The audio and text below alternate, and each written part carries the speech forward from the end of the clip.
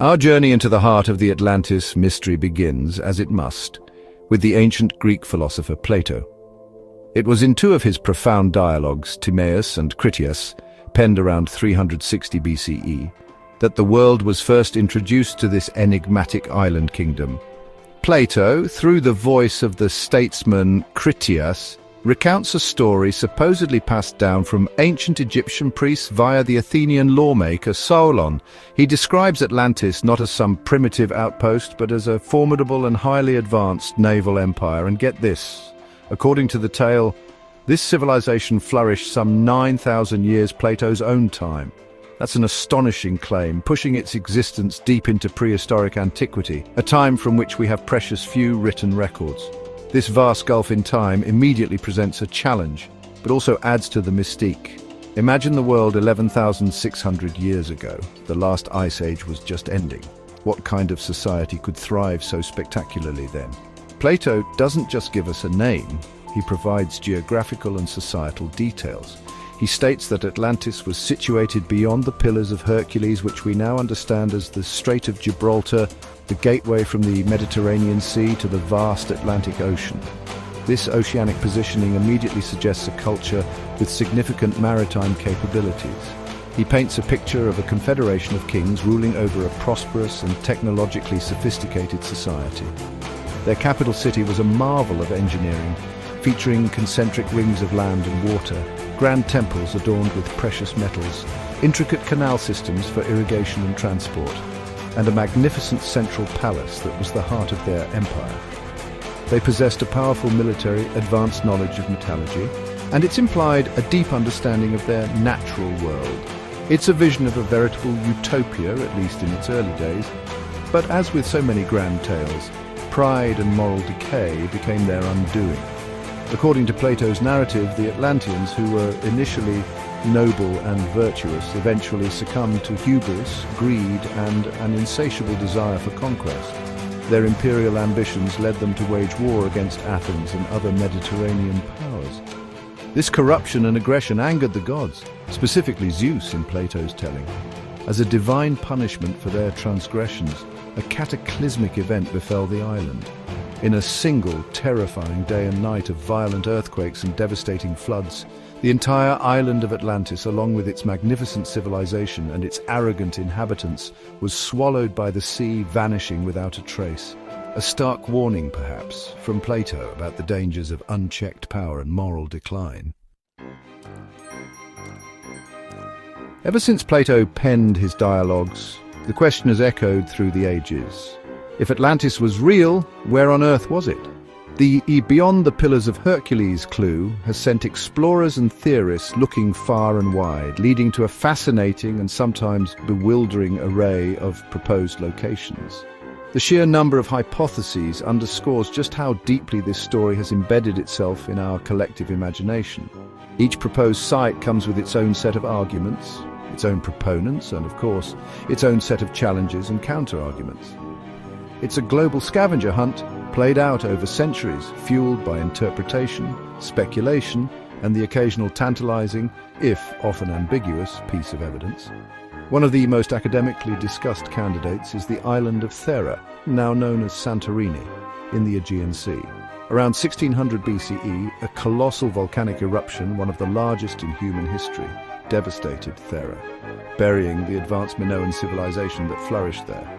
The parallels are striking, a sophisticated island culture destroyed by a sudden cataclysm. Some scholars suggest Plato, hearing fragmented accounts of this very real disaster centuries later, might have embellished and relocated it to craft his Atlantis narrative. Then there are the Azores, a group of volcanic islands in the mid-Atlantic ridge. Their location in the Atlantic Ocean fits Plato's description, and some have speculated they could be the mountaintops of a larger sunken landmass. The geology of the mid-Atlantic ridge, a spreading center where tectonic plates diverge, makes the idea of a large continent sinking there problematic. But the allure of an Atlantic location remains strong for many. The search doesn't stop there. Southern Spain, near the ancient city of Tartessos and the Donana National Park, has been proposed, with some researchers pointing to satellite imagery showing what they interpret as submerged structures and ancient canals, consistent with Plato's description. Further afield, the Caribbean has its proponents, particularly focusing on the enigmatic Bimini Road, an underwater rock formation off the coast of Bimini in the Bahamas, which some believe to be man-made.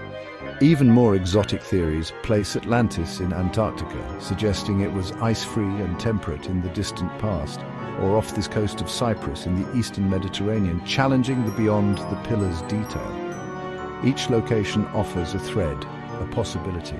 But definitive proof remains as elusive as the city itself. The quest is a testament to human ingenuity and our relentless desire to connect myth with reality. So we arrive at the pivotal question, the one that fuels endless debate. Was Atlantis a real historical place, or was it a masterful work of fiction, a philosophical tool crafted by Plato? It's a question that forces us to confront the limits of historical knowledge and the power of myth. One compelling argument is that Plato, a philosopher deeply concerned with ethics, politics, and the ideal state, may have invented Atlantis as an allegory. In this view, Atlantis serves as a cautionary tale, a powerful narrative device to explore themes of hubris, excessive pride leading to a downfall, and the cyclical nature of civilizations rising to greatness only to collapse under the weight of their own moral failings. He could have been using Atlantis as a mirror to critique aspects of Athenian society or to illustrate his political theories about the perfect and imperfect state. A major hurdle for the real Atlantis camp is the conspicuous absence of definitive, unambiguous archaeological evidence. Despite centuries of searching, no sunken metropolis is matching Plato's grand descriptions, with concentric canals, advanced metallurgy from 11,600 years ago, and evidence of a vast empire have been unequivocally discovered. While intriguing underwater formations and ancient coastal settlements exist, none have been conclusively identified as the lost Atlantean capital. The sheer scale of the civilization Plato describes, existing so far back in prehistory, would imply a significant archaeological footprint, yet it remains unfound. This lack of hard physical proof is perhaps the most significant challenge to the theory of a literal Atlantis. We have to ask, if such a mighty empire existed, where are its undeniable remnants? However, this doesn't mean the legend has no connection to reality whatsoever. Some researchers believe that while Plato's Atlantis as described might be an exaggeration or a composite, the story could have been inspired by real, albeit less grand, historical events or places. The catastrophic eruption of Thera and its impact on the Minoan civilization is a prime candidate, as we've discussed. The memory of such a devastating event could have been preserved in oral traditions, evolving and being magnified over time before reaching Plato. Another intriguing possibility is the flooding of Doggerland, a large landmass that once connected Britain to continental Europe in the North Sea. As sea levels rose after the last ice age, Doggerland was gradually submerged, displacing its Mesolithic inhabitants. Could tales of such lost lands have filtered down through millennia to inspire the Atlantis narrative? The truth might lie somewhere in the fascinating interplay between historical memory and mythological creation. Chapter 4. The modern hunt technology meets ancient mystery. The quest for Atlantis didn't end with dusty maps and speculative theories. It has entered the technological age.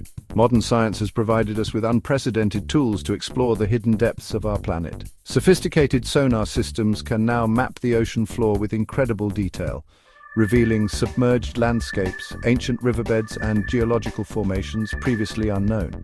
Satellite imaging allows us to scrutinize vast areas of the Earth's surface, including coastal regions and shallow seas, for patterns or anomalies that might suggest human activity.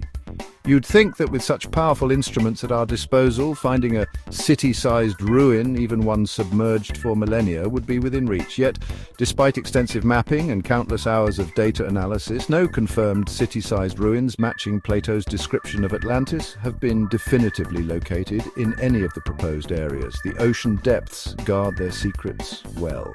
The search for Atlantis has also attracted figures from outside mainstream archaeology and oceanography.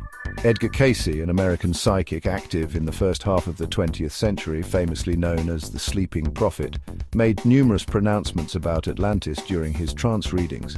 He claimed Atlantis was a highly advanced civilization possessing technologies far beyond our own, including crystals for power and healing. Cayce prophesied that parts of Atlantis, specifically near the Bimini Islands in the Bahamas, would begin to rise or be rediscovered in the late 1960s. This prediction generated considerable public interest and led to expeditions in the area. Most notably focusing on the Bimini Road, however, the 1960s came and went.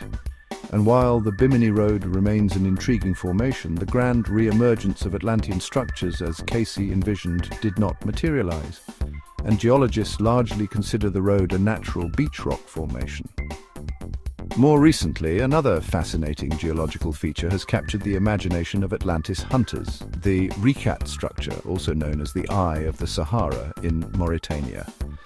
This prominent circular geological formation, about 25 miles in diameter, bears a striking resemblance from satellite imagery to Plato's description of the concentric rings of land and water that made up the Atlantean capital. This visual similarity has led some to propose it as a possible location, suggesting that perhaps Atlantis wasn't submerged by the ocean, but rather was an inland city in a region that later became desert. However, mainstream geologists identify the Rikat structure as a deeply eroded geological dome, and crucially, there's a lack of archaeological evidence, no ancient ruins, artifacts, or inscriptions linking this impressive natural wonder directly to Plato's Atlantis or any advanced ancient civilization. The visual parallel is tantalizing, but without concrete cultural connections, it remains speculative. Chapter 5. Atlantis, in our imagination, a cultural phenomenon. Regardless of whether Atlantis was a physical place or a philosophical construct, its impact on human culture is undeniable and truly immense. The story has transcended its ancient origins to become a powerful and enduring archetype in our collective consciousness. For centuries, it has served as a wellspring of inspiration for writers, artists, filmmakers, and thinkers. Each generation reinterpreting the legend to reflect its own hopes, fears, and fascinations. Atlantis has become synonymous with lost worlds, advanced ancient technologies, utopian societies, and catastrophic destruction. It taps into a deep, human curiosity about our past and the tantalizing possibility of what if. What if there were civilizations before ours that rose to incredible heights only to be erased? The literary world is replete with references and entire narratives built around the Atlantean myth. Jules Verne, the master of adventure fiction, famously took readers to the ruins of Atlantis in his 1870 novel 20,000 Leagues Under the Sea, imagining Captain Nemo walking amongst its submerged splendors. This set a precedent, and countless other authors have explored the theme, from fantasy epics depicting Atlantean magic to science fiction tales of recovered Atlantean super technology. In cinema, the allure of Atlantis has proven equally irresistible. Disney's 2001 animated feature Atlantis: The Lost Empire brought a vibrant, technologically advanced version of the city to a new generation. While more recently, the DC superhero Aquaman, ruler of an undersea kingdom often equated with Atlantis, has made a major splash on the big screen, showcasing breathtaking underwater realms and powerful Atlantean beings. The influence extends into the interactive realm of video games, where players can often explore or even rebuild versions of the Lost City. Games like Assassin's Creed Odyssey have incorporated Atlantis into their expansive historical settings, allowing players to experience a fictionalized version of its grandeur and mystery. Beyond entertainment, Atlantis frequently appears in the realm of conspiracy theories and esoteric beliefs. Some theories link Atlantis to extraterrestrial visitations, suggesting its advanced technology was alien-derived. Others propose it was the progenitor of all subsequent ancient civilizations, a kind of mother culture whose survivors spread knowledge across the globe after its destruction. These ideas, while lacking scientific backing, demonstrate the legend's remarkable adaptability and its power to fuel speculation about humanity's hidden history and untapped potential. Atlantis is more than a story, it's a cultural touchstone. Chapter 6. The Unfading Allure. why Atlantis still captivates. So, after journeying through Plato's texts, exploring potential locations, weighing evidence and observing its cultural footprint, we must ask, why does the mystery of Atlantis endure with such tenacity? I believe it's because this legend operates on so many levels simultaneously. It masterfully blends elements of verifiable history. Plato was a real philosopher.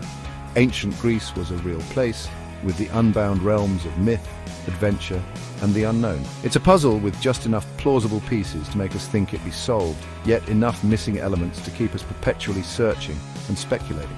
The narrative itself contains universal themes: the rise and fall of empires, the dangers of arrogance, the power of nature, and the dream of a golden age. The story of Atlantis taps into a fundamental human desire to believe in something extraordinary, something beyond the mundane. The idea of a highly advanced, almost utopian civilization existing in the distant past, possessing wisdom or technology that we have since lost, is incredibly compelling. It speaks to a yearning for a lost paradise, a more enlightened era. Furthermore, the catastrophic nature of its demise, a powerful empire wiped out in a single day and night, is both terrifying and fascinating. It serves as a stark reminder of our own vulnerability in the face of natural forces, and perhaps a metaphor for the fragility of civilization itself. The very elusiveness of Atlantis, the fact that it remains lost, only adds to its mystique. It's the ultimate cold case, an enigma that invites each new generation to try and crack it. Ultimately, whether Atlantis was a tangible city of gold and orichalcum swallowed by the sea, or a profound philosophical allegory woven by Plato, its power remains undiminished. The legend continues to inspire explorers to plumb the ocean depths, archaeologists to sift through ancient ruins, writers to dream up new interpretations, and all of us to wonder about the hidden chapters of human history.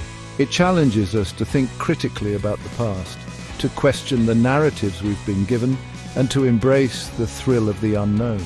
The search for Atlantis is, in many ways, a search for a deeper understanding of ourselves, our origins, and our potential. And that, I submit, is a quest that will never truly lose its allure. And so, our exploration of the enigmatic lost city of Atlantis comes to a close, at least for now. Thanks for joining us on this journey through the legend of Atlantis, from its philosophical origins in ancient Greece to the modern technological hunts and its pervasive influence on our culture. We've seen how a single story, whether rooted in fact or crafted as fiction, can ripple through millennia, capturing the imagination and sparking endless debate. The questions surrounding Atlantis are as deep and vast as the oceans themselves. The legend of Atlantis is a rich tapestry, and we've only been able to touch upon some of its many threads. There's so much more to consider. Would you like theories on Atlantean technology, perhaps delving into the nature of orichalcum or their supposed energy sources?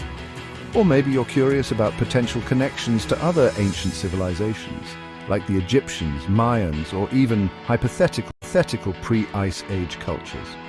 The possibilities for exploration are nearly limitless. Let us know in the comments what aspects of Atlantis or other historical mysteries you'd like us to investigate next. Your curiosity fuels our explorations.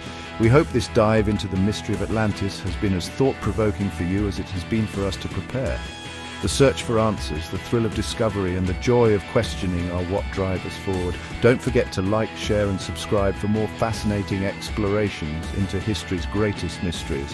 Until next time, keep looking up, keep questioning, and never stop exploring the wonders of our universe and our past.